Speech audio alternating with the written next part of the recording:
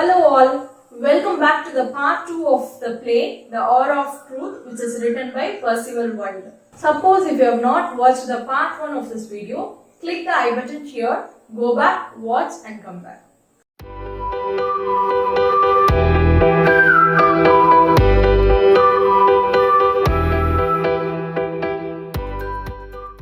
So, இப்போது வரைக்கும் நம்ம என்ன பார்த்துட்டு இருக்கோம் அப்படின்னா ஜான் கிரெஷமோட misappropriation of funds in the bank அவர் போலீஸ் அரெஸ்ட் பண்ணிட்டாங்க அண்ட் மறுநாள் வந்து அவரை விசாரிக்க போறாங்க. The only witness is Robert Baldwin. அவர் வந்து சாட்சி சொல்லக்கூடாதுன்றதுக்காக John கிரெஷம் has offered him $100,000. So இந்த $100,000 தெரியாத வரைக்கும் the family members were supporting Robert Baldwin and they were against John Grisham. But now the family members were totally opposite. அவங்க அப்படியே மனசு மாறிடுச்சு on seeing the money, the huge sum. என்ன பேசுறாங்க, என்ன ஆர்கியூ பண்றாங்க, அதுதான் இந்த part 2. Okay, so let's get started. Here is the real argument start among the family members. So family members எல்லாம் இப்போ வந்து கேள்வி கேட்க ஆரம்பிச்சாங்க ராபர்ட் பால்வின. என்ன கேக்குறாங்க, அவங்க வந்து கேக்குற கேள்வியில இருந்தே தெரிஞ்சுக்கலாம் they were very greedy towards money. அந்த மணிக்காக டிஸ்ஹானஸ்டா இருந்தாலும் பரவாயில்ல அப்படின்ற மாதிரி தான் அவங்களோட ஆர்கியூமெண்ட்ஸ் இருக்கும். So என்னென்ன ஆர்கியூ பண்றாங்க அப்படின்றத பார்க்கலாம். The first argument which is put forth is not even a cent lost to the depositors. So depositors oda பணம் எல்லாத்தையும் mishandle பண்ணாங்க, but there is not even a cent lost to the depositors. Okay, அது எல்லாமே settle பண்ணிட்டாங்க கிரிஷமும் பால்வினும். இப்படி இருக்கும்போது why are you opposing John Grisham, dad? He is asking. If there is no loss to the people, depositors, then why are you against John Grisham, dad? He has nothing done wrong, isn't it? அதனால யாருக்குமே இழப்பு இல்ல அப்படின்னும்போது நீங்க ஏன் அவருக்கு எதிராக சாட்சி சொல்லணும், அவர் உங்களோட ஃப்ரெண்டு தானே அப்படின்னு சொல்லி கேட்கிறாரு. அதுக்கு வந்து பால்வின் என்ன சொல்றாரு அப்படின்னா, a crime is a crime. Okay, a crime is a crime. Even though there is no loss for the people, he had committed a crime. Misappropriating the funds of people is a wrong thing. Okay, it's not right. யாருக்குமே loss ஆகலன்றதுக்காக செஞ்ச தப்பு வந்து சரியாகிடாது. அது எப்படி நான் அவனுக்கு வந்து support பண்ண முடியும் அப்படின்னு வந்து சொல்றாரு. Then Martha is asking, his wife is asking, remember Balwin, we had named our son after your friend. அதாவது நீங்க ரெண்டு பேருமே ரொம்ப க்ளோஸ் ஃப்ரெண்ட்ஸ். ஓகே, உங்க க்ளோஸ் ஃப்ரெண்டோட பேரை தான் உங்க பையனுக்கே வச்சிருக்கீங்க. Okay, his name is also John Grisham. John oda peru John Grisham na full name John Grisham Baldwin. Okay, so Robert Baldwin oda friend பேர் என்ன, John Grisham. So உங்களுக்குள்ள இருக்கிற thick friendship ஆலனா உங்களோட பையனுக்கு உங்க friend பேரே வச்சிருக்கீங்க. Remember the day of baptism. பேப்டிசம்ன்றது கிறிஸ்டியன்ஸ்ல இருக்கிற அந்த பெயர் சூட்டும் விழா நாம செய்யறோம் இல்லையா, சோ அதே மாதிரி பேப்டிசம்ன்றது கிறிஸ்டியன்ஸ் ஃபாலோ பண்ற ஒரு விஷயம். அந்த ஃபெஸ்டிவல் அப்போ John Grisham only had sponsored that day. So அந்த டேக்கு உண்டான எல்லா செலவையும் வந்து ஜான் கிரிஷம் தான் பார்த்தாரு. அன்னைக்கு நீங்க ஒரு வார்த்தை சொன்னீங்க, ஞாபகம் இருக்கா அப்படின்னு சொல்லி மார்த்தா கேக்குறாங்க. What is that? I don't remember, Robert says. Our son should live up to the name of John Grisham. John கிரிஷமோட பேருக்கு ஏத்த மாதிரியே நம்ம பையனும் ஒரு நல்ல பையனா வளரணும் அப்படின்னு சொன்னீங்க, ஞாபகம் இருக்கா அப்படின்னு சொல்லி கேக்குறாங்க.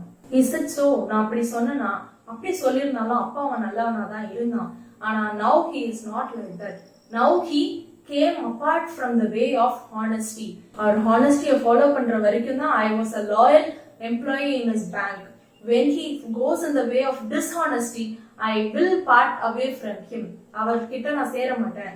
I will part away from him அப்படின்னு ரொம்ப ஸ்ட்ரிக்ட்டா சொல்றாரு. இந்த இடத்துல we can clearly notice the uprightness of Robert Baldwin. அவர் எவ்வளவு சின்சியரா ஸ்டபனா அவரோட பாலிசில இருக்கிறாரு அப்படின்றத இதுல இருந்து நல்லா தெரிஞ்சுக்கலாம். Then the third argument which is put forth before him is, you are underpaid, Baldwin. So far நீங்க ஒரு நல்ல பொசிஷன்ல இருக்கீங்க அந்த பேங்க்ல. your service to the bank is huge. நீங்க ரொம்ப பெரிய சர்வீஸ் பண்ணிருக்கீங்க அந்த பேங்க்குக்கு. but John Grisham had paid you only $60 a week. ஒரு வாரத்துக்கு வெறும் $60 மட்டும் தான் உங்களுக்கு பே பண்ணாரு. you are actually underpaid. நீங்க இப்படி எடுத்துக்க கூடாது. இவ்வளவு நாளா உங்களுக்கு குறைச்ச சம்பளம் கொடுத்ததுனால இப்போ வந்து உங்களுக்கு இவ்வளவு பெரிய ஹியூஜ் அமௌண்ட் கொடுக்கறது நீங்க ஏன் பிரைப்னு எடுத்துக்கிறீங்க? You are underpaid for these days. அதை ஈடுகட்டுறதுக்காக இந்த அமௌண்ட் கொடுக்கறாருன்னு நினைச்சுக்கலாமே அப்படின்னு சொல்லி சொல்றாங்க. But Baldwin refuses that also. He also says இது வரைக்கும் நான் வந்து அவர்கிட்ட வந்து நான் சேலரியை ரைஸ் பண்ணி கொடு, எனக்கு இவ்வளவு சேலரி வேணும் நான் என்னைக்குமே டிமாண்ட் பண்ணது இல்ல. What John Grisham thinks in his mind he will give me as a salary. அவர் என்ன நினைச்சாரோ அதுதான் எனக்கு சேலரியை கொடுத்துருக்காரு. இது வரைக்கும் நான் அவர்கிட்ட டிமாண்ட் பண்ணதும் இல்ல, அவர்கிட்ட சேலரி பத்தி எதுவும் நான் பேசினதே இல்லை அப்படின்னு சொல்றாங்க. Then the next argument put forth is, இந்த மாதிரி நீங்க ஒரு டெசிஷன் எடுக்கிறதுனால what will people around you think? உங்களை சுத்தி இருக்கிற மக்கள் என்ன நினைப்பாங்க? ஒரு சின்ன விஷயத்துக்காக பெஸ்ட் ஃப்ரெண்டையே வந்து போலீஸ்ல காட்டி கொடுத்துட்டான் அப்படின்னு தானே நினைப்பாங்க. Why are you like this, Balvin? அவரோட பேரை தான் நம்ம பையனுக்கும் வச்சிருக்கீங்க. அண்ட் ஜான் சேஸ், இந்த மாதிரி ஒரு விஷயம் நடந்ததுன்னா ஜான் கிரஷம் ஜெயிலுக்கு போயிட்டாருன்னா அது எனக்கு அவமானமா இருக்கும் டாட். அவரோட பேரை நீங்க எனக்கு வச்சிருக்கீங்க, அதுக்காகனாவது அவரை விடுங்க அப்படின்னு சொல்றாரு. which is more important to you, whether your duty or friendship அப்படின்னு சொல்லி கேக்குறாங்க. so that time Robert Baldwin says, யாரும் என்ன எதுவும் தப்பா சொல்ல மாட்டாங்க, எல்லாரும் என்ன சொல்லுவாங்க அப்படின்னா I have done my duty ன்னு சொல்லுவாங்க, யாரும் என்ன எந்த குற்றவாளின்னு சொல்ல மாட்டாங்க. as well as இப்ப நான் உண்மையை சொல்லாம பொய் சொன்னா இவ்வளவு நாள் நான் உண்மையா நடந்தது எல்லாமே எனக்கு எதிராக திரும்பி என்னையே வந்து கொல்ற மாதிரி இருக்கும். I will feel so guilty if I give up my honesty அப்படின்னு சொல்றாரு. then Martha says, oh my dear Robert, if you tell the truth you will lose your job. இப்போ அந்த மாதிரி நீங்க உண்மையை சொல்லிட்டீங்க அப்படின்னா அந்த பேங்கை க்ளோஸ் பண்ணிடுவாங்க. அப்போ வேலைக்கு நீங்க என்ன பண்ணுவீங்க? இதுக்கு முன்னாடி கொஞ்ச நாளைக்கு முன்னாடி இந்த பேங்க்ல வேலை செஞ்ச ஒரு employee, his name is Donovan. Okay, டோனோவன்ற ஒரு எம்ப்ளாயி வந்து இந்த பேங்க்ல வேலை செஞ்சுட்டு இருந்தாரு, அதாவது ஜான் கிரஷமோட பேங்க்ல வேலை செஞ்சுட்டு இருந்தாரு. அவரு கொஞ்ச நாளைக்கு முன்னாடியே வேலையை விட்டு போயிட்டாரு. அவர் வேலையை விட்டு போயிட்டு தேர்ட் நேஷனல் பேங்க்ல போய் வேலைக்கு சேர்ந்தாரு. அவர் எந்த பேங்க்ல இருந்து வேலையை விட்டு போயிட்டு தேர்ட் நேஷனல் பேங்க், அதாவது மிஸ்டர் மார்ஷல் இருக்காரு இல்லையா, அந்த பேங்க்ல போய் வேலைக்கு சேர்ந்தாரு. ஆனா அங்க வந்து அவருக்கு ஒரு நிலையான பொசிஷன் இல்ல, நல்ல சம்பளம் இல்ல அப்படின்னு சொல்லிட்டு இருந்தாரு. இப்போ இந்த சமயத்துல நீங்க வந்து தேவையில்லாம விட்னஸ்ன்ற இடத்துல உண்மையை சொல்லி வேலை போய் பேங்க் இழுத்து மூடி நீங்க எங்க போவீங்க? You will lose your job, அவர் family will come to the streets, எந்த வேலையும் கிடைக்காது, அதுவும் உங்களோட ஏஜ்ல, you are so aged person. அவரோட பையனுக்கு 27 வயசுனா அப்ப அவருக்கு எவ்வளவு வயசு இருக்குன்னு பாத்துக்கோங்க. இப்படி ஒரு வயசுல வந்து யார் உங்களுக்கு வேலை தருவா? How will you find job at this age? It is difficult for you. We will feel difficult at that time அப்படின்னு சொல்றாரு. Then Baldwin says, அது என்ன ஆனாலும் பரவாயில்ல, I will find a job in any firm to my capacity. என்னோட கெப்பாசிட்டிக்கு எனக்கு வேலை கிடைக்கும்ன்ற நம்பிக்கை எனக்கு இருக்கு. யாருக்காகவும் எதுக்காகவும் நான் பயந்து உண்மையை மறைச்சு வாழணும்னு எனக்கு அவசியம் இல்லை அப்படின்னு ஸ்ட்ரிக்டா சொல்லிட்டாரு. இந்த வகையில யோசிச்சு பாருங்க பால்வின், சப்போஸ் நீங்க வந்து உண்மையை சொல்லாம மறைச்சு பொய் சொல்லினா உங்களுக்கு அதை விட ரிவார்ட் அதிகமா கிடைக்கும். Imagine if Gresham is released from the jail. He is proved honest and if he is released from the jail, அப்ப உங்களுக்கு அந்த பேங்க்ல வந்து இன்னும் நல்ல பொசிஷன் கிடைக்கும்ல, இன்னும் நிறைய பணம் கிடைக்கும்ல அப்படின்னு கேக்குறாங்க. No, definitely not. அவரோட ஹானஸ்டி ஒன்ஸ் லாஸ்ட் ஆனதுதான். அவரோட பேங்க்ல வந்து ஏதோ ப்ராப்ளம் இருக்குன்னு மக்களுக்கு தெரிஞ்சிருச்சுனாலே மக்கள் வந்து நம்ப மாட்டாங்க, அதுல இருந்து அவங்க பேங்க்ல வந்து யாரும் டெபாசிட் பண்ண மாட்டாங்க. Here after that bank will not survive அப்படின்னு சொல்றாங்க. சரி, அவரோட பேங்க் வந்து ஓபனே பண்ணல அப்படின்னே இருக்கட்டும், உங்களுக்கு கிடைக்க போற இந்த $100,000 வச்சு if you are approaching some other men or if you are starting a new business, that will make you a rich man, isn't it? நீங்க அந்த பணத்தை வச்சு ஒரு புது பிசினஸ் ஸ்டார்ட் பண்ணாலோ இல்ல வேற ஒரு ஆளோட பிசினஸ்ல நீங்க பார்ட்னரா சேர்ந்தாலோ நீங்க வந்து ஒரு ரிச் மேனா இருக்கலாம் இல்லையா? why are you resisting this? why are you ignoring this money? it's a great offer to you. why are you like this, Robert? அப்படின்ற மாதிரி எல்லா ஃபேமிலி மெம்பர்ஸும், அவரோட ஒய்ஃப், அவரோட சன், அவரோட டாட்டர் எல்லாருமே அவருக்கு எதிராக அவரை கம்பல் பண்றாங்க.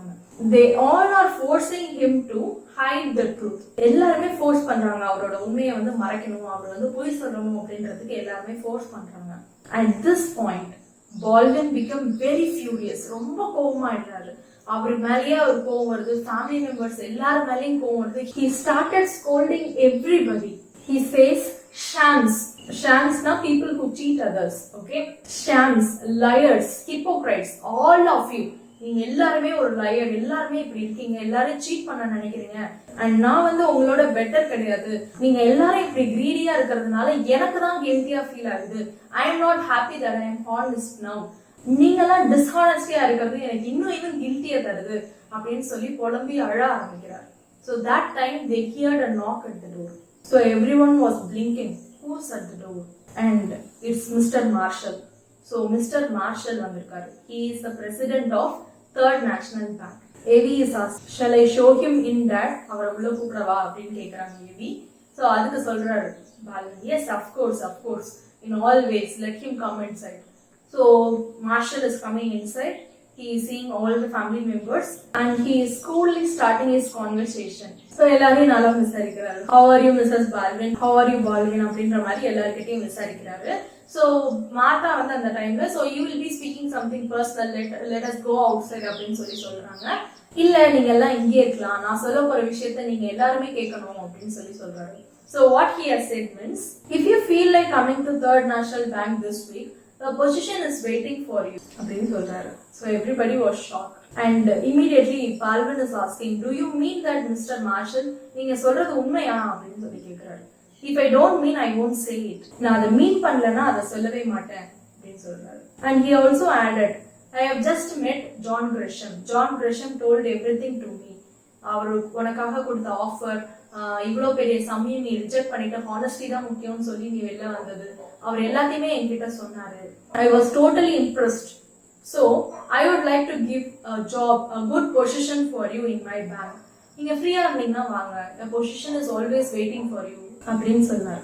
And he also says, and நாளைக்கு என்ன இந்த உலகம் உங்களை பத்தி சொல்ல போகுதுன்றதை இன்னைக்கே நான் சொல்றேன். I sincerely honor and respect you and your honesty அப்படின்னு சொல்லிட்டு பாராட்டுறாரு. நாளைக்கு வந்து இந்த உலகம் என்ன சொல்ல போகுது, உங்களோட ஹானஸ்டியை வந்து இந்த உலகமே மதிக்க போகுது, அதுதான் நான் இன்னைக்கே சொல்றேன். So hats off to your honesty அப்படின்னு சொல்றாரு. So there the play ends.